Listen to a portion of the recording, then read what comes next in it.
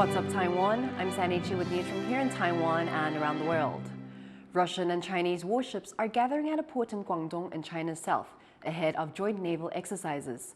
China says the drills, called Joint Sea 2024, will run through mid-July and demonstrate the two countries' resolve and maritime security capabilities. The exercises were announced a day after the NATO summit in Washington, D.C., where member states called the Russia-China strategic partnership a cause for great concern. German Chancellor Olaf Scholz says a deal between the EU and China over tariffs on electric vehicles is still possible. His comments followed reports that Germany plans to opt out of an EU vote on Monday to impose up to 37% tariffs on Chinese EV imports. The EU accuses China of unfairly subsidizing its EV companies, resulting in artificially low prices. Germany, the most vocal critic of the tariffs in the EU, is concerned that these measures will harm its own auto exports to China. The search is on for more than 60 people missing after a landslide swept two buses into a river in Nepal. At least 3 passengers escaped before their vehicles were carried away by surging waters. A team of over 500 is working to locate survivors. Rescue efforts are hampered by recent heavy downpours feeding the river. Landslides and flooding caused by monsoon rains have killed more than 90 people in Nepal since mid-June. The government-backed Industrial Technology Research Institute is celebrating its 51st anniversary this month. Leslie Liao takes an in-depth look at the organization that helped transform Taiwan into a high-tech economy. This is the birthplace of the world's largest chip maker, TSMC. The Industrial Technology Research Institute, or ITRI. Founded in 1973, ITRI is a government-sponsored nonprofit organization.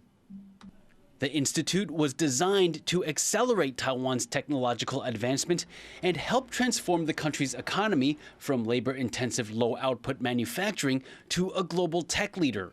Back in the 70s, Taiwan was under a so-called planned economy. The kind of planned step by step, like introduce the semiconductor into Taiwan and introduce certain technology, the PC, the ICT technology, etc. So ITRI played a very important role to help.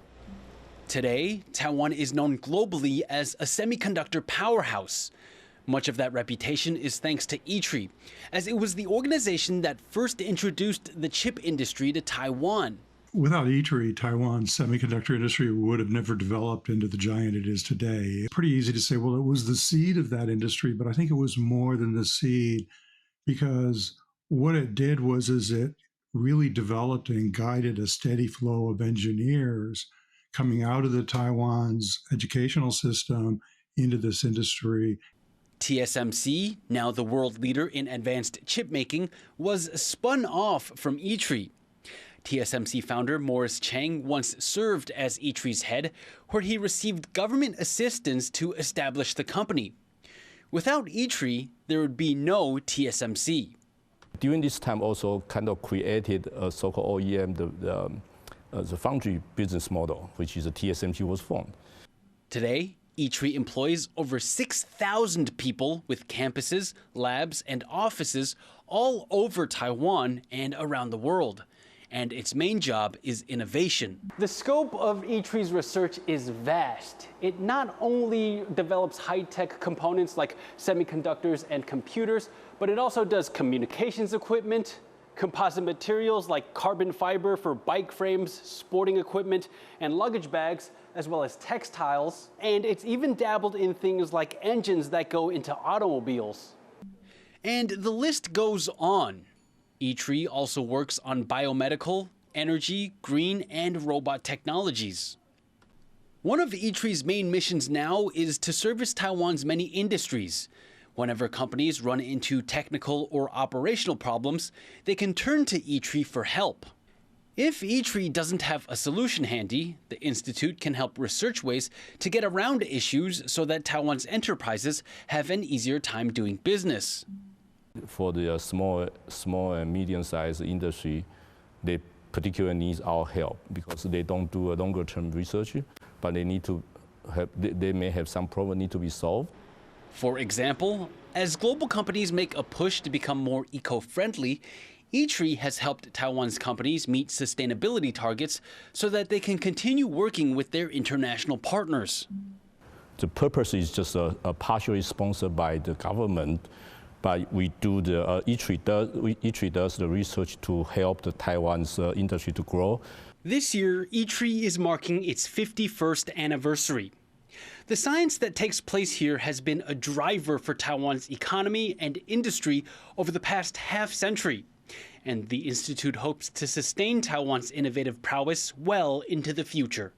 Devin Tsai, Scott Huang, and Leslie Liao in Hsinchu for TaiwanPlus. Taiwanese travelers will soon be able to enjoy longer vacations in Thailand. Starting Monday, Taiwanese citizens can visit Thailand for 60 days without a visa, up from 30. Thailand is a popular destination for Taiwanese holidaymakers. The Thai government is expanding its visa-free entry program, hoping to revive its tourism sector and boost its economy. A plan to loosen rules on hiring migrant workers as caregivers is getting a mixed reaction. While some people welcome it, others worry it will leave patients with serious disabilities behind. John Van Triest reports. Over 200,000 Southeast Asian caregivers are in Taiwan to help those who can't live on their own, either because of age or disability. And there could soon be many more of them on the way. This week, the Ministry of Labor announced changes to the rules on who qualifies to employ migrant workers. In addition to people over 80 and people in rural areas with histories of long hospital stays, individuals who've been permanently incapacitated can now apply without having to go through a special doctor's evaluation. These changes are meant to take effect in September. An estimated 55,000 people who can't care for themselves are expected to benefit. But while different groups acknowledge the need for more access to care, views on these rule changes are split. The concern is whether caregivers who come to Taiwan for these thousands of potential jobs will be selective about what positions they take, favoring employers with less severe conditions. Some believe the changes ease pressure on an aging society, and that where there's a demand for care, there will be someone to fill it. 为什么医师评估巴氏健保都有蛮大的一个压力，是因为说太多的家庭都有需要了，所以我想这个本身并不是排挤效应，而是说整体我们照顾的需求量太大。 But others worry that without government intervention, those who need care the most won't be able to find a caregiver. 放宽之后，要怎么去让看护工会愿意待在所谓的重症或者是照护需求比较高的地方？那我们是建议是以不同工不同酬，给薪要有差别。 Some who hire caregivers see things differently still. They say the rules need to be loosened even further, with far fewer bureaucratic hoops to qualify and far more freedom to choose. Heidi Zhang, whose parents are both ill, is one of them. She's the head of an organization that hires caregivers for people's relatives, and she says the way the hiring system works now is tough on families like hers. You cannot forbid us to have the freedom to choose the way we are going to have the care. The government shouldn't say, hey, you are not qualified. You are less than 80 years old. You can only hire a local caregiver for 1 hour. And those who is in certain condition, then you can hire the caregiver. You should give all the option to the people. Zhang says the speed at which Taiwan's population is aging means the country can't afford to wait to open up further. She says this is the way to make sure a growing need is met, and that older people in particular have a dignified end to their lives. Patrick Chen and John Van Triest for TaiwanPlus. Japan has one of the oldest populations in the world, and as life expectancy continues to rise and the country's birth rate falls, businesses are looking at how they can capitalize on this shift. Wesley Lewis reports. Diaper makers in Japan have a growing customer base, adults. As the country's birth rate plummets to record lows and society ages, the industry has turned its focus away from babies and has set its sights on catering to senior citizens. 日本では大人用の紙おむつの市場が大きくなってまして、おかげさまで私たちが作っている紙おむつを作る量も年々増えていっています。また、使うお客さん、ユーザーさんが増えてきた背景もありまして、いろんな種類の紙おむつを作るようになっています。 Surveys conducted by diaper manufacturers show that their adult customers like how their products are being marketed to them. 調査をしたことがあるんですね。その時に皆さんすごいびっくりされてたんですよ。うわって言って、これだったら買おうと思うと、これだったら買って家に持って帰る時も恥ずかしくない。このパンツを履いてだったらいつもの趣味の釣りに行けるよとか、ゴルフに行けるよとか、これを履いて銀座のショッピングにも行けるよ。In 2023, around 29% of Japan's population was over the age of 65. Industry insiders say revenue from adult diapers is now nearly double that of baby diapers, and demand is only expected to grow. 大人用のおむつっていう市場に関しましては、まだ今後も市場拡大が期待できますので、そこに対してのその社内の資源配分、いろんな資源ありますけど、こういうものをもう少し拡大していこうというような戦略で考えております。Similarly, Taiwan is also inching towards becoming a super-aged society by 2025, when more than a fifth of the population will be 65 and older. And as Japan's demographic shift continues to change the country's diaper business, manufacturers in Taiwan can expect to follow suit. Kama Shu and Wesley Lewis for TaiwanPlus. Lawmakers have approved harsher penalties for buying or possessing child pornography. The new rules allow for fines of up to $30,000 and up to 7 years in prison. The law aims to curb the production and sale of sexually explicit content of minors. There has been a push for tougher penalties after actor and TV host Mickey Huang received 2 years deferred prosecution after being indicted for possessing child pornography. Taiwan's legislature has passed sweeping anti-fraud regulations. The law increases penalties for high-value fraud and gives financial institutions and telecommunication companies new powers and responsibilities for reporting suspicious activity. People arrested in fraud cases involving sums of over $3 million will face up to 12 years in prison and fines of up to $9.2 million. It's the breeding season for birds in Taiwan. It's also the busy season for local wildlife rescuers taking care of abandoned hatchlings.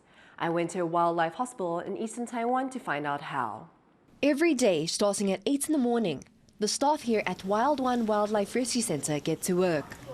It's the only non-profit wildlife rescue and recovery center in eastern Taiwan, where the majority of the country's wildlife resides. The staff cleans up after, checks up on, and feeds the animals here, which are mostly birds right now, as it's currently breeding season. Most cases the center gets now are baby birds that fell out of their nests. One concerned citizen brings in a baby nightingale that ended up in their yard and was mauled by their family dog. 因为昨天就在我们家发现一只夜莺的雏鸟，然后想说，我们没办法自己照顾，然后就上网去查了一下台东地区有没有相关的动保协会这样子，刚好就有搜寻到这个地方。Unfortunately, the birdling didn't survive. Its wounds were too severe, and it had to be put down. 它的右边的翅膀已经是粉碎性的骨折了，然后伤口的状态不是很新鲜，然后因为后续可能会有严重感染的风险。Not all rescued nestlings have to be put down, thanks to the center's dedicated staff, who go above and beyond to help the injured birds. To help these birds return to the wild successfully, the staff here dress up in this outfit to ensure that the birds do not become too familiar with them. This is to make sure that they still have a healthy wariness of people and will avoid them after they are released. Over the last 3 months, Wild One has received almost 80 injured baby birds. About half of them don't make it. Just under 20% have returned to the wild, and the rest are still in treatment. Though the center is seeing more and more cases, it's not necessarily because more birds are getting hurt. Wild One has hosted hundreds of activities to better educate the public on how to handle injured wild animals and where to bring them.